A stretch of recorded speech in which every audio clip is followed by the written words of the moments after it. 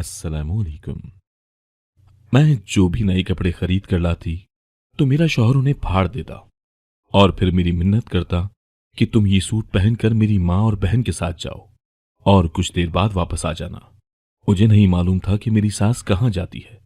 एक दिन मैं मान गई जाने के लिए। तभी मेरे शौहर ने मेरी आंखों पर पट्टी बांध दी और सख्ती से मना करके बोला, इसे हरगिज नहीं खोलना वरना तुम मुझ पर तलाक हो जाओगी। मैं मान गई। अब रोजाना शौहर मेरी आंखों पर कपड़ा बांधकर मुझे अपने साथ किसी जगह ले आता जहां बहुत शोर सुनाई देता।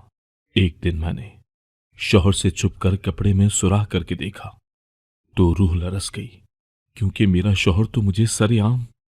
मेरी शादी को फकत एक ही हफ्ता हुआ था कि मौसम ने करवट ले ली। अचानक ही इस कदर गर्मी पड़ने लगी थी कि सबने ही अपने गर्मियों वाले कपड़े निकाल लिए थे। मुझसे एक बहुत बड़ी बेवकूफी हो गई थी। मैंने सारे लिबास ही फैंसी बनवाए थे, रेशमी और शेफून के। अब ये कपड़े मुझे खाने को दौड़ते थे। जिब्रान ने मेरी यह हालत देखी तो मुझे अपना क्रेडिट कार्ड थमा दिया और बोले कि सबीहा के साथ जाकर शॉपिंग कर लो। मेरी नंद सबीहा मुझसे 2 साल छोटी थी। उसकी मंगनी हो चुकी थी। साल बाद उसकी भी शादी थी। वो वालिदैन का घर छोड़कर जाने के खौफ से वाकिफ थी। शायद इसीलिए उसका रवैया रिवायती नंदों जैसा नहीं था। वो बहुत इज्जत कदर और मान देने वाली लड़की थी। मेरी उससे खूब गहरी दोस्ती हो गई थी, मगर मैं अपने शौहर का मकाम तो उसे नहीं दे सकती थी ना। इसलिए जिब्रान से जिद करने लगी कि वो मेरे साथ शॉपिंग पर चले। जिब्रान हंस दिए थे और बोले, फाखरा, समझने की कोशिश किया करो। मुझे क्या मालूम लड़कियों के कपड़ों के मुतालिक। तुम मुझसे मशवरा मांगोगी तो क्या करूंगा मैं। तुम सबीहा को साथ ले चलो, उसके साथ तो तुम्हारी खूब दोस्ती भी हो गई है। बात जिब्रान की भी मुनासिब थी, इसीलिए मैं मान गई। लेकिन उनसे वादा लेना नहीं भूली थी कि वो मुझे रात का खाना बाहर खिलाने जरूर चलेंगे। जिब्रान ने हामी भर ली तो मैं और सबीहा मॉल चली गई थी। मैंने दिल खोल कर शॉपिंग की थी और खूब महंगे महंगे लिबास खरीदे थे। मैंने अपनी नंद को भी 2 जोड़े दिलवा दिए थे। वो भी मुझसे बहुत राजी हुई थी। वो बोली, फाखरा, तुम दुनिया की सबसे बेस्ट भाभी हो। मैं खुश हो गई थी। मैं चाहती थी कि मैं ससुराल में जल्दी से अपना मकाम बना लूं। मेरी शादी हमारे शहर के नामी ग्रामी बिजनेसमैन के घर में हुई थी। मेरा शौहर पढ़ा लिखा और बहुत हसीन था। जब बात करता तो ऐसे लगता जैसे फूल जड़ रहे हों। मैं चाहती थी कि मैं शौहर को इतनी मोहब्बत दूं कि वो मेरे बिना रह ही ना पाए। क्रेडिट कार्ड तो जिब्रान का था, लेकिन मैंने फिर भी उन्हीं के पैसों से उनके लिए 2 शर्ट्स खरीद ली थी। तहाइफ लेते वक्त मैं अपनी सास को हरगिज नहीं भूली थी। यूं जब मैं और सबीहा शाम गए घर लौटे तो सभी अपने अपने तहाइफ पाकर खुश हो गए थे। जिब्रान भी मुझे मुस्कुरा कर देख रहे थे। मुझे ऐसा लगा जैसे मेरी सारी मेहनत वसूल हो गई हो। जिब्रान कमरे में चले गए तो मैं भी उनके पीछे ही चली गई थी। मैंने उनको अपने लिबास दिखाए तो जिब्रान बोले, फाखरा, तुम्हारी पसंद की तो दाद देनी पड़ेगी। फिर मैंने हल्के गुलाबी रंग का सूट निकालकर साइड पर रख दिया और बोली, जिब्रान, आज मैं डिनर पर आपके साथ ये पहनकर जाऊंगी। जिब्रान ने सर हिला दिया था। मैं फ्रेश होने के लिए बाथरूम में चली गई थी। जब लौट कर बाहर आई तो सामने का मंजर देखकर तो मेरी रूह ही फना हो गई थी। जिब्रान ने मेरे सारे कपड़े बेड पर फैलाए हुए थे और कैंची हाथ में पकड़कर बड़े इत्मीनान से मेरे कपड़े कुतर रहे थे। किसी कमीज का बाजू नहीं तो दूसरी कमीज का दामन नहीं। मेरी हलक से फटी फटी सी आवाज निकली थी। मैं बोली, जिब्रान, आप ये सब क्या कर रहे हैं? आपको मेरे कपड़े पसंद नहीं आए तो मुझे बोल देते, मैं बदलवा देती। लेकिन आपने ये क्या किया? मैं तो यही समझ रही थी कि जिब्रान को मेरे लिबास पसंद नहीं आए, तभी ये सुलूक किया है। सामने वो पिंक सूट भी पड़ा था जो मैंने डिनर के लिए मुंतखब किया था। उसके दोनों बाजू गायब थे और दामन में भी बड़ा सा सुराख किया हुआ था। मैं तो सर पकड़कर बैठ गई और रोने लगी। जिब्रान मेरे रोने की आवाज सुनकर चौंक गए और बोले, फाखरा, जल्दी से उठो, ये वक्त रोने का नहीं है, ये लिबास पहन लो, उठो, जल्दी करो। जिब्रान ने पिंक सूट मेरे हाथ में थमा दिया था, जबकि मैं बेयकीनी से उसको तकती रह गई थी। मैं बोली, जिब्रान, मैं ये लिबास कैसे पहनूंगी? वो एकदम ही बिगड़ गए और बोले, मैं ये सब नहीं जानता, तुम्हारे पास सिर्फ 5 मिनट हैं। ये लिबास पहनकर बाहर आ जाओ, नहीं तो मुझसे बुरा कोई नहीं होगा। मैं वो लिबास लेकर बाथरूम में चली गई थी। मैं रोने लगी थी कि ये मेरे साथ क्या हो गया है। शादी के एक हफ्ते बाद ही मुझसे मेरी खुशियां छिन गई थी। मैं जिब्रान के खौफ से जल्दी से वो लिबास पहनकर बाहर आ गई थी। मुझे देखकर जिब्रान मुस्कुराने लगी, जबकि मैं रोती चली जा रही थी। जिब्रान ने नफी में सर हिलाया और बोले, फाखरा बेगम, ऐसे नहीं, ये आंसू पोंछ दो, अपने चेहरे पर मुस्कुराहट ले आओ। मैंने खुद को बड़ी मुश्किल से कंपोज किया था। मैं मुस्कुराने लगी तो वो मेरा हाथ थामकर मुझे कमरे से बाहर ले गए थे। मुझे लाउंज में ले गए। वहां मेरी सास और नंद बैठी थी। मेरी सास मुझे देखते ही बोली, फाखरा, आज हम तीनों कहीं जाएंगे।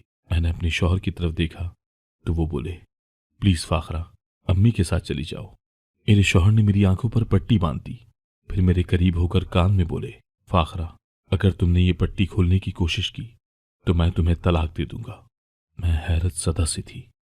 दिल बुरी तरह से मजरूह होकर रह गया था। कुछ भी तो अच्छा नहीं लग रहा था मुझे। मेरी कमीज के दोनों बाजू कोहनियों तक कटे हुए थे। दामन में भी सुराख था। मैं ऐसे कपड़ों में घर से बाहर कैसे निकल सकती थी भला। अगर शौहर का हुक्म मानना मेरी मजबूरी बन चुका था। मैंने अल्लाह का नाम लिया और जाने के लिए तैयार हो गई। मेरी सास और नंद मुझे पैदल ही कहीं लेकर जा रही थी। सबिया ने मेरा हाथ पकड़ रखा था, क्योंकि आंखों पर तो पट्टी बंधी हुई थी। अजीब से एहसास ने मुझे अपने हिसार में ले रखा था। मैं तसव्वुर कर सकती थी कि लोग मेरी इस हालत को देखकर हंस रहे होंगे। पैदल चलते चलते मेरे पांव सुन हो गए थे। न जाने वो दोनों मुझे किस जहन्नुम में लेकर जा रही थी। आधा घंटा पैदल चलकर हम आखिरकार मतलूबा जगह पर पहुंच ही गए थे। उस जगह इस कदर शोर था कि मुझे अपने कानों पर हाथ रखने पड़े थे। अजीब भांत भांत की बोलियां बोली जा रही थी। मेरी सास ने मुझे बैठने का कहा तो मैं बैठ गई थी। थोड़ी देर बाद ही किसी ने नर्म हाथों से मेरे सर की मसाज की थी। यकीनन मेरे साथ जो भी हो रहा था हरगिज अच्छा नहीं था। अगर मैं क्या करती, मजबूर थी। हम 2 घंटे गुजारकर वापसी के रास्ते पर चल पड़े थे। मैंने आवाजों को पहचानने की कोशिश की थी ताकि मालूम तो हो कि मैं आई कहां हूं। अगर मैं नाकाम रही थी। मैं जब घर पहुंची तो मेरे शौहर ने मेरी आंखों से पट्टी खोल दी थी। फिर मेरे हाथ थामकर मुझे कमरे में ले गए और एक मुलाजमा को हुक्म दिया कि वो मेरे पांव दबा जाए। मैं जिब्रान के इस रवैये से सख्त परेशान हो चुकी थी। मुलाजमा के दबाने से मेरे पांव को थोड़ा बहुत सुकून मिल गया था। जिब्रान कमरे में आ गए और बोले, फाखरा, आज जो कुछ भी हुआ है मैं इसके लिए शर्मिंदा हूं। कल मैं तुम्हें शॉपिंग पर ले चलूंगा। तुम अपनी पसंद के कपड़े ले लेना। मैं एकदम फुनकार कर बोली, ताकि आप मेरे पसंद किए हुए कपड़े फिर से काट दें। जिब्रान हंस दिए और बोले, फाखरा, तुम आराम करो। तुम्हें आराम की अशद जरूरत है। मैं इस वक्त जिब्रान से कोई बात नहीं करना चाहती थी और ना ही उनका चेहरा देखना चाहती थी। इसलिए मैं सोने के लिए लेट गई थी। मगर आज मेरे साथ जो कुछ हुआ था उसने मेरी नींद और चैन मुझसे छीन लिया था। मगर मैं कहां जानती थी कि अभी ये तो शुरुआत है। आगे आगे तो और भी कड़े इम्तिहान थे। अगले रोज जिब्रान ने ऑफिस से छुट्टी की और मुझे अपने साथ जबरदस्ती ही शॉपिंग पर ले गए थे। मगर मैं एक जगह आराम से बैठी रही थी। मैंने किसी किस्म का भी ताउन नहीं किया था। जिब्रान ही मेरे लिए 6 महंगे महंगे लिबास खरीद कर लाए थे। वापसी पर जिब्रान बोले, फाखरा, अब तो अपना गुस्सा थूक दो। तुम नहीं जानती शायद कि तुम्हारी शादी उस इंसान के साथ हुई है जिसके पीछे लड़कियों की लाइन लगी हुई थी। बड़े बड़े घरों से मेरे लिए रिश्ते आए थे। अगर मैंने अम्मा की पसंद पर सर झुका दिया था और मुझे अपने इस फैसले पर फख्र भी है, लेकिन तुम एक छोटे से वाकये को बहाना बनाकर हमारी ये हसीन दिन खराब ना करो। मुझे जिब्रान की बात मुनासिब लगी थी। मैंने सोचा कि वाकई चलो जो हुआ सो हुआ। मुझे जिब्रान को ज्यादा भरम नहीं दिखाने चाहिए। ये ना हो कि वो मुझसे बेजार होकर कहीं और दिल लगा बैठे। मैं बोली, जिब्रान, अगर आप वाकई शर्मिंदा हैं तो मैं भी अपना दिल साफ करने की कोशिश करती हूं। अगर आपको भी मुझसे एक वादा करना होगा। जिब्रान खुश हो गए थे। वो बोले, हुक्म करो। मैंने कहा कि आप ये वादा करें कि आइंदा ऐसा कभी नहीं होगा। जिब्रान ने सर हिला दिया और बोले कुछ भी नहीं।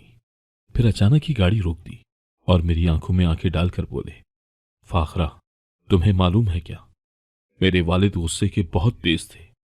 वो अक्सर कहा करते थे कि खानदानी रईस हूं, खून में गुरूर और गुस्सा तो शामिल होगा ही होगा। मेरी अम्मी भी किसी गिरे पड़े खानदान की नहीं थी, वो भी जागीरदार खानदान से थी। अगर उन्होंने मेरे वालिद का गुस्सा बर्दाश्त किया, मेरी फूफो के जिस इंसान से शादी हुई थी वो बड़ा याश किस्म का था।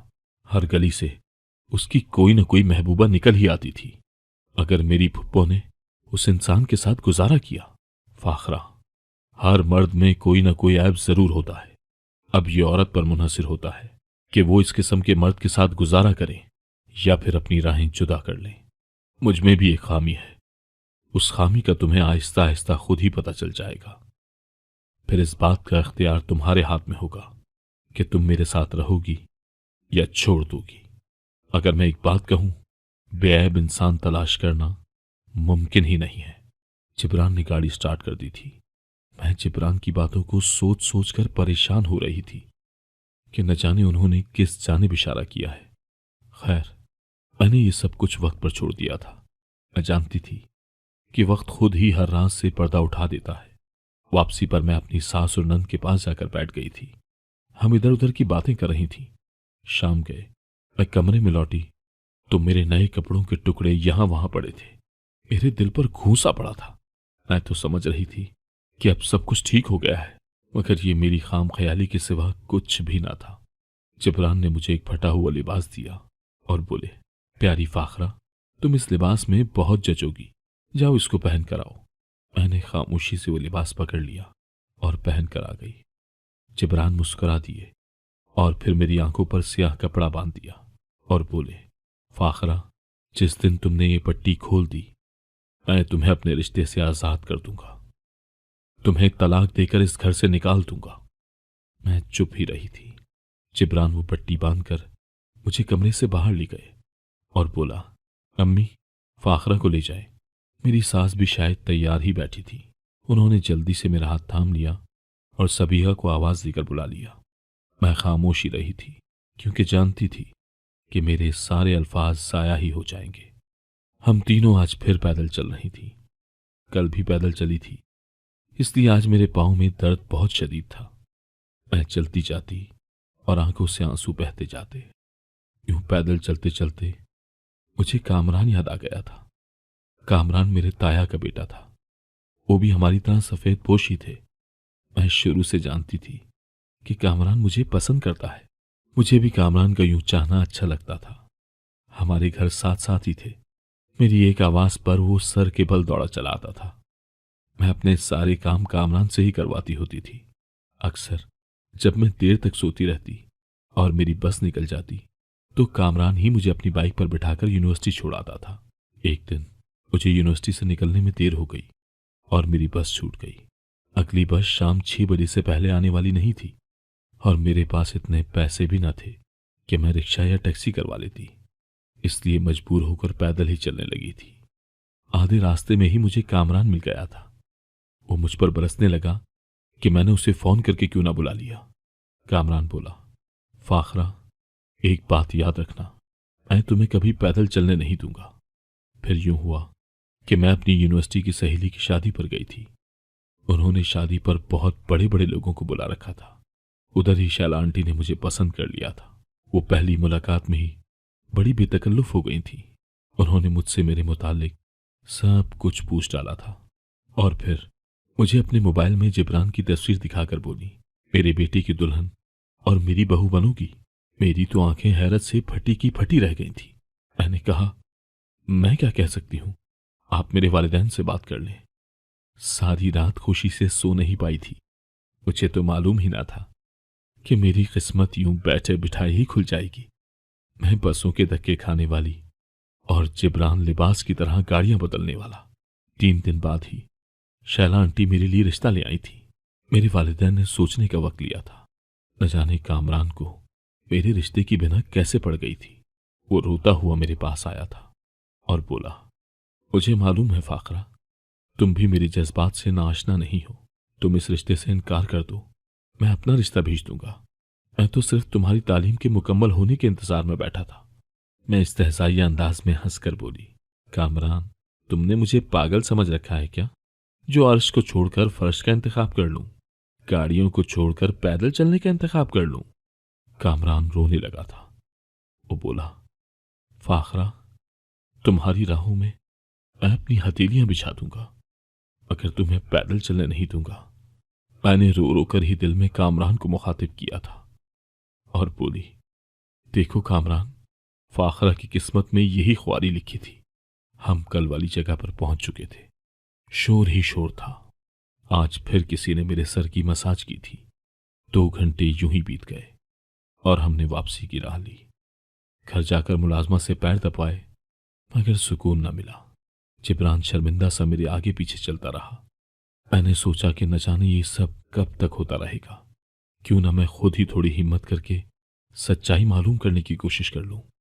सारी रात मैं मंसूबा साजी करती रही थी। सुबह कामरान ने मेरी सास से कह दिया था कि मुझे शॉपिंग करवा दे। मैंने जाने से इनकार कर दिया था। मैं अपनी सास से बोली, आंटी, आप मुझे कहाँ लेकर जाती हैं? मेरी सास बोली, बेटा, जिब्रान ने मना कर रखा है, मैं अहद शिकनी नहीं कर सकती, तुम खुद ही उससे पूछ लो। मैं खामोश हो गई। शाम में जिब्रान घर लौटे तो बोले, मुझे आज वाली शॉपिंग दिखाओ। मैंने नफी में सर हिला दिया था।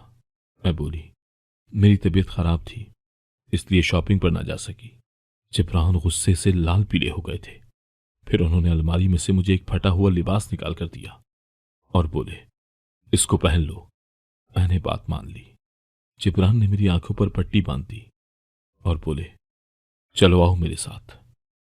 मैं लाउंज में बैठकर बोली, जिब्रान, मुझे अपने जूते बदलने हैं, इन जूतों से पैदल चला नहीं जाता। जिब्रान झंझला गए और बोले, जाओ ले आओ जूते। मैं जल्दी से कमरे में आई और पट्टी में सुराख कर दिया। फिर वो पट्टी आंखों पर बांधकर लाउंज में चली गई। मेरी सास ने जिब्रान को बताया कि आज सबीहा की तबीयत ठीक नहीं है, वो मेरे साथ नहीं जा पाएगी, तुम ही मेरे साथ चलो। जिब्रान ने हामी भर ली, जबकि मैं खौफ से कांप गई थी कि जिब्रान को कहीं इल्म ना हो जाए कि मैंने पट्टी में सुराख कर रखा है। यूं तो आज मुझे तलाक हो ही जाएगी। हम पैदल चलने लगे थे। मैं फटे हुए लिबास में मलबूस थी और हम चलते ही जा रहे थे। मेरा शौहर और सास भी खामोशी थे। यूं ही चलते चलते मेरी नजर मेंटल हॉस्पिटल पर पड़ी थी। मैं थक से रह गई कि आखिर ये क्या हो रहा है। असल सदमा तो मुझे तब पहुंचा जब हम पागल खाने में दाखिल हो चुके थे। ये बेहंगम शोर कानों के पर्दे फाड़ता हुआ महसूस हो रहा था। मैं अब समझी कि मुझे आज तक क्यों ना पता चल सका कि मैं कहां ले जाई जाती हूं। यहां का शोर तो कोई भी समझ ना सके। मैं और मेरी सास कुर्सी पर बैठ गए, जबकि जिब्रान दूर चला गया था। जब वो लौटा तो उसके साथ एक नर्स थी। उस नर्स के हाथ में कुछ दवाइयां थी।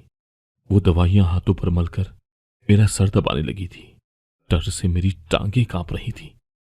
थोड़ी देर बाद जब वो नर्स चली गई तो मैंने अपनी आंखों से पट्टी नोच कर उतार दी थी। जिब्रान एक लम्हे के लिए साकत हो गया था।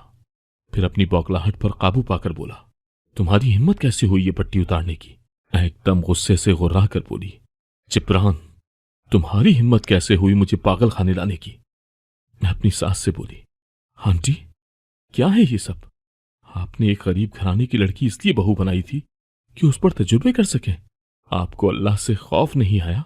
आपकी भी तो जवान बेटी है, वो भी कल को ब्याह कर जाएगी। अगर उसके साथ ही सब कुछ होने लगा तो? मेरी सास बेटी का सुनकर सहम गई थी। वो बोली, फाखरा, मेरी सबीह का नाम तो मत लो, वो तुमसे कितनी मोहब्बत करती है। फिर हम तुम्हें यहां तुम्हारी बेहतरी के लिए ही तो लाते हैं। जिब्रान ने मुझे बताया था कि तुम्हारे साथ जहनी मसला है, तुम अपने कपड़े फाड़ देती हो, फिर वही फटे कपड़े पहनकर कहती हो कि मुझे सैर के लिए जाना है। हम तो तुम्हारा इलाज करवा रहे हैं कि तुम ठीक हो जाओ। मैं ये बातें सुनकर रोने लगी थी। मैं बोली, जिब्रान, तुम्हें उसकी जान की कसम है जिससे तुम इस दुनिया में सबसे ज्यादा मोहब्बत करते हो। आज सब कुछ सच सच बता दो, तुमने ये सब क्यों किया? जिब्रान रोने लगा था। उसने मेरे सामने हाथ जोड़ दिए और बोला, मुझे इतनी बड़ी कसम मत दो फाखरा, मैं तो इस दुनिया में सबसे ज्यादा मोहब्बत अपने बेटे से करता हूं। बेटा? मैं एकदम चीख पड़ी थी। जबकि मेरी सास भी हैरत से जिब्रान को देखने लगी थी। वो बोला, फाखरा, मैं अपनी ऑफिस की कुलीग से मोहब्बत करता था, उससे छुपकर शादी भी कर ली। वो एक मुतवस्सित घराने से ताल्लुक रखती थी, इसलिए मैंने अम्मी को उसके मुतालिक नहीं बताया था। मुझे लगा अम्मी शादी से इनकार कर देंगी। अल्लाह ने मुझे बेटे से नवाजा और अम्मी अब मेरी शादी की फिक्र करने लगी थी। न जाने उन्हें तुम में क्या नजर आया जो अपनी बहू बनाकर घर ले आई। जब मुझे मालूम हुआ कि तुम भी गरीब घराने से ताल्लुक रखती हो तो मैंने अपना सर पीट लिया था। मैंने अम्मी को गलत समझा था। मैंने सोचा कि अब तुमसे जान कैसे छुड़वाऊं। मेरे जहन में यही तरकीब आई कि अम्मी के सामने तुम्हें पागल साबित करके तलाक दे दूंगा और अपनी बीवी और बेटे को घर ले आऊंगा। अब जब सब कुछ तुम पर खुल ही गया है तो फाखरा, मैं तुमसे हाथ जोड़कर माफी मांगता हूं। मुझे इस तलाक के लिए माफ कर देना। जिब्रान ने अस्पताल में खड़े खड़े ही मुझे तलाक दे दी थी। मैं लुटी पुटी मैके पहुंची तो घर में कोहराम मच गया था। कामरान तक भी मेरी तलाक की खबर पहुंच गई थी। वो मुझे देखने आया था और बोला, फाखरा, मैंने कभी तुम्हें बद्दुआ नहीं दी, हमेशा तुम्हारे भले के लिए दुआ की है। जो किस्मत में था वो हो गया, लेकिन तुम दिल छोटा मत करना। मैं अब भी तुम्हें अपनाने के लिए तैयार हूं। कामरान की आंखें उसके अल्फाज की सच्चाई की गवाह थी। मेरी इद्दत पूरी हुई तो ताई कामरान का रिश्ता ले आई थी। मेरी शादी कामरान से हो गई है। मैं बहुत खुश हूं। कभी कभार ये सोचकर बड़ा दुख होता है कि मैंने लालच में आकर कामरान जैसे इंसान का दिल दुखाया था, लेकिन उसने कभी मुझसे पुरानी बातों का जिक्र नहीं किया। कामरान को ऑफिस से गाड़ी और बंगला भी मिल गया है और मेरी जिंदगी में अब सुकून ही सुकून है। अगर आपको आज की कहानी पसंद आई है तो वीडियो को जरूर लाइक कीजिएगा और अपने दोस्तों के साथ भी शेयर कीजिएगा। और हाँ, अगर आपने अभी तक हमारा चैनल सब्सक्राइब नहीं किया तो जरूर सब्सक्राइब करें। मिलते हैं कल एक नई और दिलचस्प कहानी के साथ। अल्लाह हाफिज।